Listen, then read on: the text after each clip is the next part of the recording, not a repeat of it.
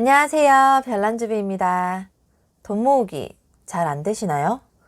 와, 도대체 어떻게 돈이 모아지는 거야? 하는 생각이 드세요? 사실 저는 도대체 왜 돈이 안 모이는 거야? 라고 말하고 싶어요. 이게 그렇게 되게끔 시스템을 만들어 두고 정해진 룰을 지키게 되면 저절로 모이게 되어 있는 거거든요. 나와의 규칙, 약속을 지키는 것을 습관화하는 거죠. 도대체가 월급이 통장을 스쳐 지나가기만 하고 볼 수가 없다 하시는 분들 영상 끝까지 시청해 주세요. 제가 사회 초년생부터 해온 월급을 관리하는 방법 3가지로 정리해서 말씀드리겠습니다. 첫 번째, 용돈을 받아 쓰자. 사회 초년생분들 직장 다니기 시작하시면 그동안 못 해본 거 막 해보고 싶으시죠? 돈 모으고 싶으시면 그러시면 안 돼요. 나에게 주는 용돈을 정해서 월급을 받아 쓰는 게 아니라 수입에서 일부 금액을 용돈으로 정해서 학생 때처럼 용돈을 받아 쓰셔야 합니다. 즉, 일단 나는 돈을 벌지만 용돈을 받아 쓴다라고 생각하셔야 돼요. 얼마를 용돈으로 해야 할까요? 본인의 지출 패턴에 따라 정해야겠지만 정해드리는 게 편하니까 급여의 40%를 추천합니다. 200만 원을 벌면 한 80만 원이 용돈이 되겠네요. 와, 생각보다 많은 듯 하지만 여기에 주거비도 포함을 해야 합니다. 모든 지출을 다 포함해야 되는 거예요. 그럼 어떤 분들은 상당히 빠듯하실 거예요. 도저히 여기에 주거비가 맞지 않는다면 맞춰서 이사를 가시거나 다른 방법을 찾아야겠죠? 이사 못 간다, 도저히. 나는 이 주거 환경을 절대로 포기 못 한다. 이렇게 생각하시면 좀 덜 모으시면 되고요. 조금 천천히 목돈 모으시면 돼요. 또 버는 돈보다 덜 쓰면 어쨌든 모아지기는 하니까요. 어찌됐든 용돈의 범위에서만 지출을 합니다. 모자라나요? 그러면 좀 덜 드시고요. 친구도 좀 덜 만나시고요. 정말 써야 되는 곳이 있으면 다른 부분에서 좀 줄여서 그걸로 충당하시고, 그래도 부족하면 당근으로 좀 팔아서 돈도 벌고 부업도 좀 해보시고 등등 이렇게 고민을 한번 해보세요. 학생 때 용돈이 부족하면 고민했던 것처럼 말이죠. 두 번째, 10%는 따로 빼자. 통장 쪼개기입니다. 모든 지출을 버는 돈에서 40%를 넘지 않는 범위에서 해야 한다고 말씀드렸잖아요. 이 40%가 넘지 않는 범위에서 모두 해결을 하고 버는 돈의 10%는 예비 자금으로 빼둬야 됩니다.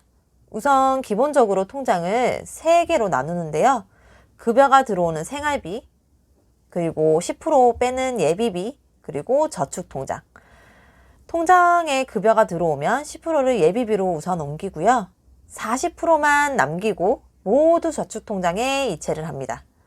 저축통장에 넘어간 돈은 묶인 돈이에요. 깰 수 없는 돈입니다. 미래의 나에게 결정권이 있는 돈이라는 거죠. 현재의 나는 절대 이거를 건드릴 수가 없어요. 여기서 10%라고 했던 예비비는 범퍼 역할을 해요. 40%만 남긴 생활비 통장에 돈이 없는데 갑자기 돈 쓸 일이 있으면 저축통장을 건드릴 수밖에 없잖아요. 근데 이거는 미래의 나에게 권한이 있는 거라서 지금 저는 건드릴 수가 없는 돈. 그러니까 갑자기 병원에 가야 하거나 뭐 꼭 챙겨야 될 경조사비가 들거나 이런 것들은 예비비로 충당을 하는 겁니다. 한마디로 예비비도 지출을 위한 돈이에요. 하지만 예비비의 본질은 저축을 깨지 않기 위해 변동 지출을 대비하는 목적으로 만들어진 거죠. 예비비는 저축 통장을 지키게끔 해주는 보험 같은 거라고 생각하시면 됩니다. 그리고 수입의 반을 저축하게 되면서 고금리 특반, 적금, 예금 쫓아다니는 거 좋긴 한데요. 지금 단계에서는 그다지 이게 중요하진 않아요. 시간 여유가 되는 만큼, 체력이 되는 만큼 하시고요.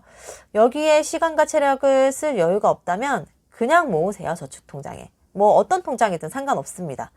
내가 저축통장이라고 분류한 통장에 무식하게 그냥 모으는데 의의를 두시기 바랍니다. 목돈이 되면 그때 생각해 보셔도 좋습니다. 1%더 높은 이율보다 외식 한 번 안 하는 게 이때는 타율이 더 좋을 때거든요. 세 번째, 멘탈을 관리하자. 일단 월급이 들어왔는데 돈이 스쳐 지나간다? 나보다 카드 회사에서 먼저 가져간다는 뜻이겠죠? 이런 경우는 대부분 지출이 통제가 안 되는 경우가 많으세요. SNS 보고, 연예인 보고, 친구들 보고 따라하지 마세요. 비교하지 마세요. 명품 사고 싶고, 브런치도 먹고 싶고, 돈 주고 좋은 데 가서 뭐 여행 가고 사진도 찍고 싶나요? 이제 뭐 차도 하나 가지고 싶지 않으신가요? 수입의 10% 예비비 떼고 50%는 저축하고 40% 지출 범위 내에서 할 수 있는 만큼만 하세요. 그 40% 내에서는 돈이 모자라나요? 그러면 더 버시면 됩니다. 덜 쓰시던지요. 도저히 쇼핑 중독 자제가 안 된다면 현금이나 체크카드 쓰시길 권해드립니다. 사실 그것만 바꿔도 돈이 조금 모일 거예요. 정말 극단적으로 현금만 들고 다니는 경우도 계시거든요. 그러면 확실히 지출이 또 씀씀이가 확 줄어들어요. 돈 쓰기가 상당히 불편해지거든요. 불편해야 덜 쓰니까요. 신용카드는 할부 그냥 그어버리면 그만이지만 현금은 모아서 사야 되고 체크카드는 또 현금이 있어야 결제가 되니까요. 이건 기본이에요, 여러분. 더 벌던지 덜 써야지 돈이 모이는 거예요. 현실을 잘 보시기 바랍니다.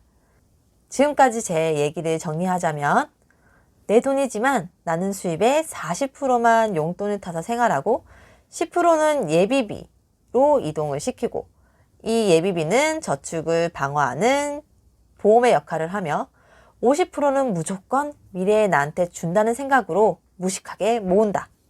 제가 앞서 제시한 이 비율은 최소한의 비율입니다. 저축 비율은 높을수록 지출 비율은 줄일수록 좋겠죠.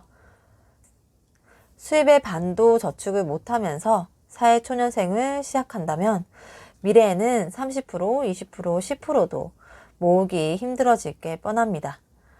50%는 내 돈이 아니고 내가 미래를 위해 쓸 돈이라 생각하고 모아보시기 바래요. 반은 모아야 목돈이 되고 목돈이 돼야 뭐든 기회를 만들어 볼 수 있을 겁니다. 이렇게 살아서 무슨 의미가 있나? 너무 구질구질한 것 같은데 하는 생각이 드실 수도 있겠지만 나이가 들어서 조금 덜 구질구질하고 싶으시다면 지금 잘 관리하는 게 정말 중요합니다. 젊어서는 조금 덜 먹어도 뭐 보세 입어도 좀 좁은 데 살아도 좀 힘든 일을 해도 괜찮은데 이 생활이 40이 넘어도 50이 넘어도 크게 달라지지 않는다면 어떨 것 같으세요? 앞서 보여드린 비율은 사실 보기 좋게 꾸며둔 거지만 실천을 해보시면 정말 멘탈 관리, 지출 관리가 전부다 하는 생각을 가지게 될 거예요. 현실적인 월급 관리. 사실 월급쟁이에게 월급 관리는 저축, 절약, 멘탈 관리 하는 데서부터가 시작이고 이건 정말 너무 기본이라는 거를 말씀드리고 싶어요. 조금씩 관리해서 이 비율을 절대적으로 지키자라고 결심해 보고요. 종잣돈, 목돈, 저절로 모아지게 이 시스템 안에 자기 자신을 한번 우겨 넣어 보세요. 어느 순간 이 목돈이 저절로 모이게 되고요. 앞으로 얼마나 모일지가 내 눈에 이렇게 보이게 되고 점점 목돈이 커지면 이 열심히 모은 돈 어떻게 굴려볼까 하는 생각에 더 열심히 공부를 하게 되고 고민도 하게 되고 그 돈이 또 돈을 벌어다 줄 수 있는 순간이 분명히 올 겁니다. 이렇게 하면 나도 평범, 잘 살 수 있겠다 하는 순간도 분명히 옵니다. 물론 지속적인 노력이 필요한 부분이 있겠지만 시작이 반이잖아요, 여러분. 화이팅 하시고요. 너무나도 뻔한 이야기를 좀 장황하게 설명을 했는데 정말로 처음 시작하는 분들에게는 도움이 많이 되셨길 바라면서 영상 마치도록 하겠습니다. 감사합니다.